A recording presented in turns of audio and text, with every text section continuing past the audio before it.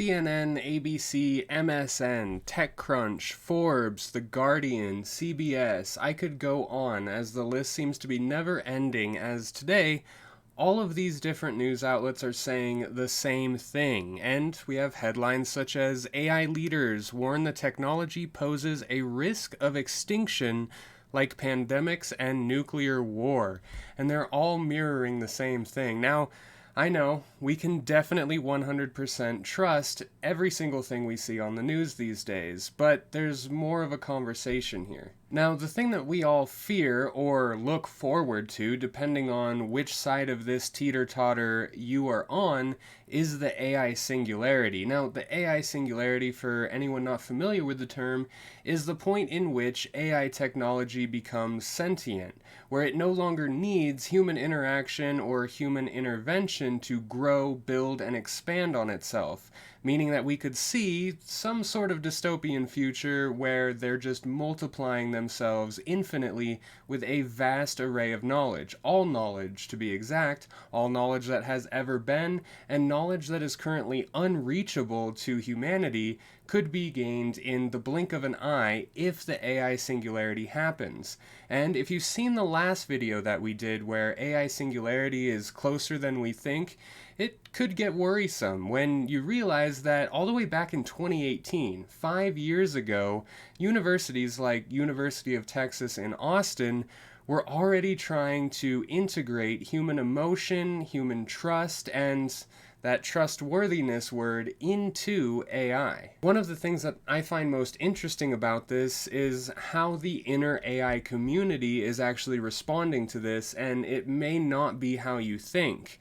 OpenAI's chief executive Sam Altman and Demis Hassabis, that's Google's DeepMind chief executive, they wrote a letter, along with many others, but those are the two big names. They wrote a letter to all US policymakers, and I'm going to quote a line from that letter. Mitigating the risk of extinction from AI should be a global priority alongside other societal scale risks such as pandemics and nuclear war. Now, if I saw this just from one of the news outlets, okay, that's one thing, but to see two of the top executives of the top AI companies in existence in the world right now, that is the only thing that I see worrisome. The people actually developing the technology are now the ones trying to put a halt or to put guardrails up or limits on the expanse of AI.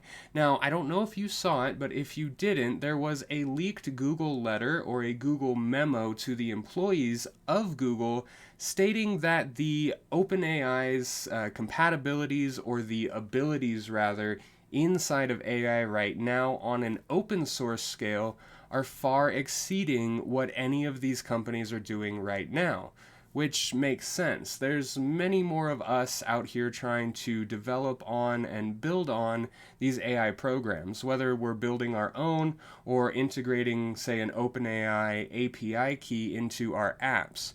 So there's many more of us than there are of them in Google, and they notice that. They notice that open source is far outpacing any of the capabilities that are, say, within Google itself when it comes to AI advancement. Personally, with a release like this, I can think one of two things, and let me know in the comments down below if you agree with one of these or disagree with both, and feel free to share your opinions, as I would love to start a conversation around this hot topic.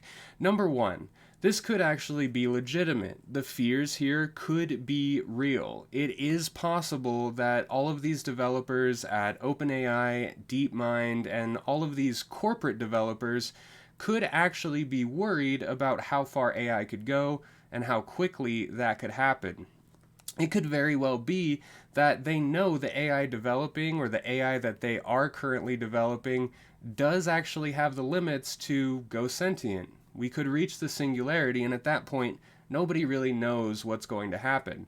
It's also possible that they themselves know they don't have any way of stopping it. Because let's face it, even with regulations, if policymakers do introduce sort of a hard limit or a hard stop for the open source community, there's a good chance that these corporations, at least in the background, aren't going to be following those policies. So yes, number one, it could be real. People could be very afraid of the potential, including these top execs, but I'm sort of leaning towards option number two.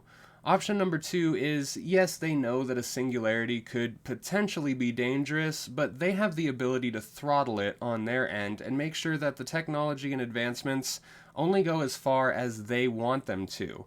And by putting in policy and regulations, they would only be limiting the capabilities of people like you and I in the open source community. Why? Well, capitalism. They want to be the forefront. They do not want this technology to be growing faster in the open source community than it is at a corporate level.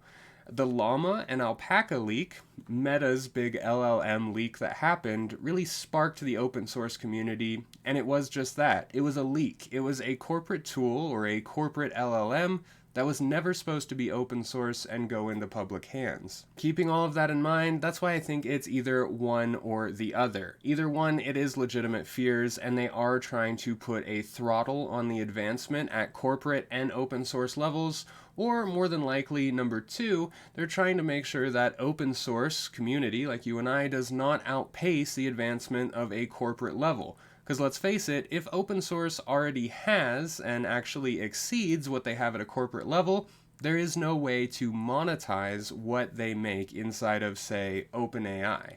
Regardless, let me know what you think down in the comments below, and if you haven't already, check out this video on your screen now where we go in depth about the advances and the ever-present AI singularity.